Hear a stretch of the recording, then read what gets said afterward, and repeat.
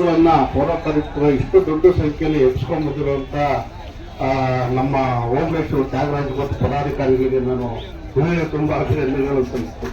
ಕಾರಣ ಏನಂತ ಹೇಳಿದ್ರೆ ಬಹಳ ಲೇಟ್ ಆದರೂ ಕೂಡ ತಡವಾದಾದರೂ ಅವಾಗಿ ಮಾಡಿದ್ದಾರೆ.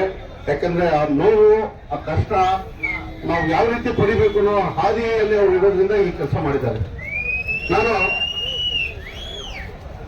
ಇವತ್ತು ಈ ನಿಮ್ಗೆ ಎಷ್ಟು ನೋವಿದೋ ನಿಮ್ ಜೊತೆಗಿರೋ ನಮ್ಗೆ ನೋವಿದೆ ಅಲೆಮಾರಿಗಳು. ಯಾಕಂದ್ರೆ 78 ವರ್ಷ ಸ್ವಾತಂತ್ರ್ಯ ಬಂದು ಆ ಕಡೆ ಕಾಡು ಇಲ್ಲ, ನಾಡು ಇಲ್ಲ, ಅತಂತ್ರ ಅಲೆಮಾರಿಗಳಾಗಿ ಬೀದಿಗಳಲ್ಲಿ ಗುಡಿ ಗುಂಡಾರದಲ್ಲಿ ಇದೆ.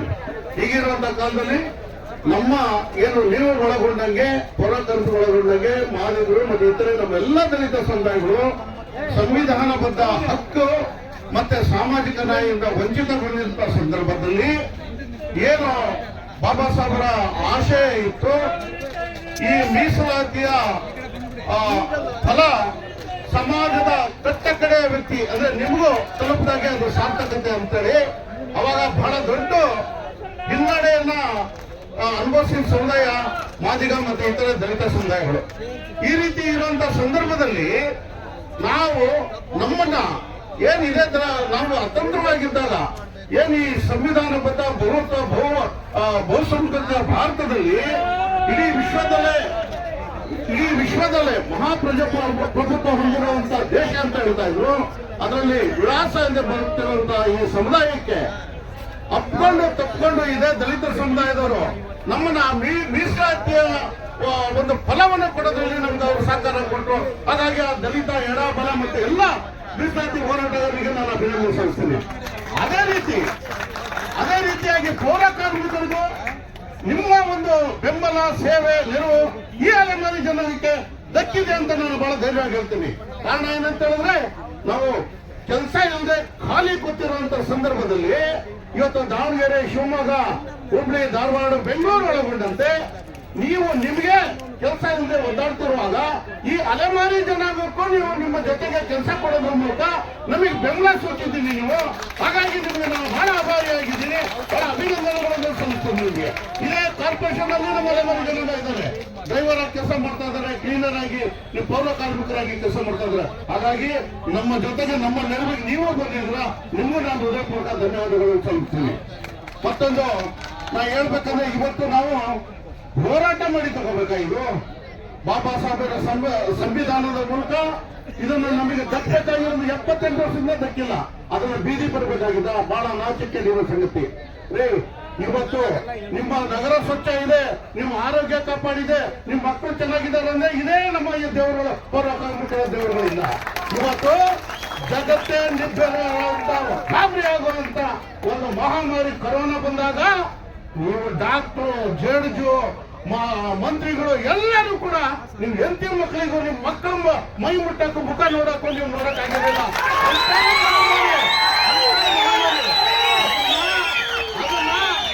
ಅದನ್ನ ಧೈರ್ಯವಾಗಿ ನಿಮ್ಮ ಆರೋಗ್ಯ ಕಾಪಾಡ್ಕೊಂಡು ನಿಮ್ಮ ನಗರ ಸ್ವಚ್ಛ ಮಾಡಿ ಇವತ್ತು ನಿಮ್ಮನ್ನು ಕಾಪಾಡಿದ ಯಾರು ದೇವರು ಇದ್ರೆ ಇದೇ ಪೌರ ಕಾರ್ಮಿಕರು.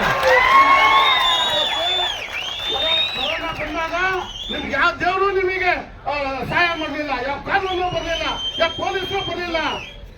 ನೀವು ದೇವರು ಕೂಡ ಭಯ ಪಟ್ಟು ಬಾಕ್ಲಾಕೊಂಡು ಕೂತ್ಕೊಂಡು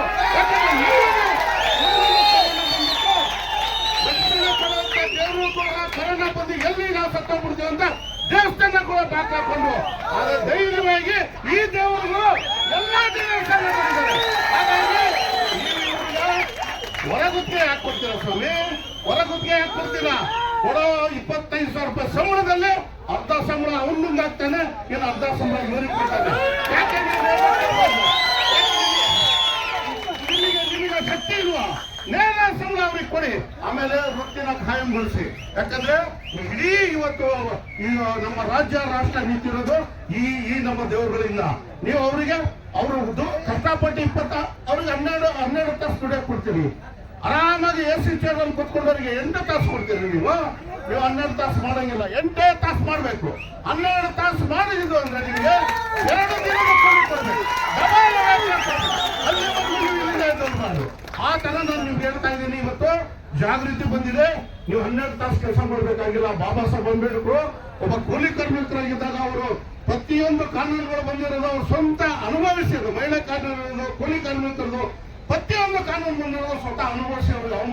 ಅನ್ನುವಂಥದ್ದೇ ಅವ್ರು ಕಾನೂನು ರೂಪಿಸಿದ್ದಾರೆ. ಇದನ್ನ ನೀವು ಅರ್ಥ ಮಾಡ್ಕೋಬೇಕು, ಸಂವಿಧಾನನ ಓದ್ಕೋಬೇಕು. ಹಾಗಾಗಿ ನಾನು ಸರ್ಕಾರಕ್ಕೆ ಆಗ್ರಹಪಡಿಸ್ತೀನಿ, 8 ತಾಸು ಅವ್ರು ಕೆಲಸ ಮಾಡೋದು ಬಿಡಿ, ಅವರು ಆರಾಮಾಗಿರ್ಲಿ. ಈ ಪರಿವರ್ತನೆ, ಸಮಾನತೆ, ಸಹಬಾಳ್ವೆ ಏನು ಬುದ್ಧ ಬಸವ ಅಂಬೇಡ್ಕರ್ನಿಂದ ಬಂತು, ಸುಮ್ಮನೆ ಬರಲ್ಲ ಸ್ವಾಮಿ. ಸಮಬಾಳು ಸಮಪಾಲು ಅಂತ ಹೇಳಿದ್ರೆ ಈ ನಮ್ಮ ದೇವರುಗಳು ಆ ಉನ್ನತ ಸ್ಥಾನಕ್ಕೆ ಹೋಗ್ಲಿ, ನೀವು ಬಂದು ಕಸ ಬಾರಿಸಿ ಕರ್ಕಸ್ ಮಾಡ್ತೀವಿ, ಅವಾಗ ಸಮಾನತೆ ಬರೋದು. ಅರ್ಥ ಆಯ್ತಾ? ಹಾಗಾಗಿ ನಾನು ಹೆಚ್ಚಿಗೆ ಏನೋ ಹೇಳಕ್ ಹೋಗೋದಿಲ್ಲ. ಇವತ್ತು ನೀವು ಕೊಡುವಂತ ಸಂಬಳ ಆ ಗುತ್ತಿಗೆದಾರ ಅರ್ಧ ತಿಂದ್ಬಿಡ್ತಾನೆ, ಗುತ್ತಿಗೆದಾರ ಅರ್ಧ ತಿಂತಾನೆ. ಉಳಿದ್ರಲ್ಲಿ ಅವ್ರ ಸಂಸಾರ ನಡೆಸೋದು, ಅವ್ರ ಮಕ್ಕಳ ಎಜುಕೇಶನ್ ಕೊಡಿಸೋದು ಸಾಧ್ಯನೇ ಇಲ್ಲ. ಹಾಗಾಗಿ ಅವ್ರು ತಗೊಳ್ಳೋಂತ 15,000 ಸಂಬಳದ ಜೊತೆಗೆ ಮತ್ತೊಂದು 15-20 ಸಾವಿರ ಸಾಲ ಮಾಡ್ತಾ ಇದ್ದಾರೆ ಪ್ರತಿ ತಿಂಗಳು. ಯಾರ ಹತ್ರ? ಬಡ್ಡಿಕೋರರ ಹತ್ರ, ಬಡ್ಡಿ ಲೂಟಿಕೋರರ ಹತ್ರ, ಬಡ್ಡಿ ದಂಧೆ ಮಾಡೋರ ಹತ್ರ 10%, 20% ಸಾಲ ತಗೊಳ್ತಾ ಇದ್ದಾರೆ. ಸಾಲದ ಜೊತೆಗೆ ಮತ್ತೆ ಮತ್ತೆ ಸಾಲದ ಸುಳಿಯಲ್ಲಿ ಅವರು ಇದ್ದಾರೆ. ಹಾಗಾಗಿ ನಾನು ಇದರ ಮೂಲಕ ಸರ್ಕಾರಕ್ಕೆ ಆಗ್ರಹಪಡಿಸೋದೇನೆಂದ್ರೆ, ಇದೇನು ಇದುವರೆಗೂ ಪ್ರೈವೇಟ್ ಸಾಲ ಮಾಡಿದ್ದಾರೆ, ಮತ್ತೆ ಸಂಘ ಸಂಸ್ಥೆಯಲ್ಲಿ ಧರ್ಮಸ್ಥಳದಲ್ಲಿ ಸಾಲ ಮಾಡಿದ್ದಾರೆ, ಅದೆಲ್ಲ ಸಾಲ ಮನ್ನಾ ಸರ್ಕಾರ ಮಾಡ್ಬೇಕಾಗ್ತದೆ. ಅದನ್ನೇ ಮಾಡ್ಬೇಕು. ಅಲ್ರಿ ನೀವು ಯಾರು ಅಂಬಾನಿಗೆ, ಅದಾನಿಗೆ ಲಕ್ಷಾಂತರ ಕೋಟಿ ಸಾಲ ಮನ್ನಾ ಮಾಡ್ತೀರಿ, ಇವ್ರದೇನು ಇವ್ರು 50,000 ರೂಪಾಯಿ ನೀವು ಸಂಬಳ ಮನ್ನಾ ಮಾಡಕ್ಕೆ ನಿಮ್ಗೆ ಯೋಗ್ಯತೆ ಇಲ್ಲ. ಆ ಸಾಲನ ಕೂಡ ಇವ್ರಿಗೆ ನೀವು ಮನ್ನಾ ಮಾಡಬೇಕು. ಮತ್ತೆ ಅವ್ರ ಮಕ್ಕಳಿಗೆ ಉನ್ನತ ವಿದ್ಯಾವರೆಗೂ ನೀವು ಫ್ರೀ ಎಜುಕೇಶನ್ ಕೊಡ್ಬೇಕು. ಯಾಕಂದ್ರೆ ಇವತ್ತು ಇದೇ ಪೌರ ಕಾರ್ಮಿಕರು ಹೊರ ದೇಶದಲ್ಲಿ ನೋಡಿದ್ರೆ ಅವನೂ ಕೂಡ ಕೆಲಸ ಮಾಡೋದು ಒಳ್ಳೆ ಸಿನಿಮಾ ಹೀರೋ ತರ ಬರ್ತಾನೆ. ಅವನೇನು ಪೌರ ಕಾರ್ಮಿಕ ಕೆಲಸ ಮುಗಿಸಿ ಅವನು ಕಾರಲ್ಲಿ ಹೋಗ್ತಾನೆ. ಆ ಕೆಲಸ ಭಾರತದಲ್ಲೂ ಆಗಬೇಕು, ಕರ್ನಾಟಕದಲ್ಲೂ ಆಗಬೇಕು. ಮತ್ತೆ ಅವರು ಸ್ವಚ್ಛ ಮಾಡುವಂತ ಸಂದರ್ಭದಲ್ಲಿ ಇವತ್ತು ಕಾನೂನು ಬಂದಿದೆ, ಮಲ ಹೊರ ಪದ್ಧತಿ ಮತ್ತೆ ಗುಂಡಿಯಲ್ಲಿ ಇಳಿಬಾರ್ದು ಅಂತ. ಆದ್ರೆ ಇವತ್ತು ಜೀವಂತ ಇದೆ. ನಮ್ಮ ಸಹೋದರರು ಎಲ್ಲ ಮಲಗುಂಡಿಯಲ್ಲಿ ಕ್ಲೀನ್ ಮಾಡ್ತಾರೆ. ನಾಚಿಕೆ ಆಗ್ಬೇಕಲ್ಲ ಸರ್ಕಾರಗಳಿಗೆ.